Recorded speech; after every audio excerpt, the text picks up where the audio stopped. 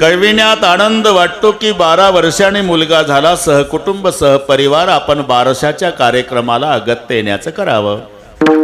नाईलाजानं छापावं लागतं. कळविण्यात अत्यंत वाईट वाटते की पूजनीय पिताजींना देवाज्ञा झाली, आपण 10व्याला यावं. हे दोन्ही घडतं ज्याच्यात त्याला जीवन म्हटलं जातं. सकाळी 8:30 वाजता पांढऱ्या कापडामध्ये गुंडाळलेलं प्रेत चौघांनी खांद्यावर घेतलं, पुढचं मडकं धरून चाललंय. मागचा समाज रडत निघाला, राम बोलो भाई राम, राम नाम सत है सत बिना गत नाही.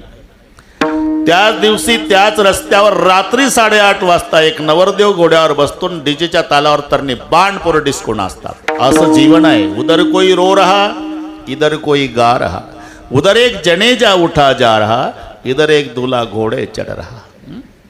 सुख आणि दुःख या जीवनरूपी नदीचे 2 काठ आहे. जन्म हा पहाड आहे, तिथून उगम पावली मिळणार आहे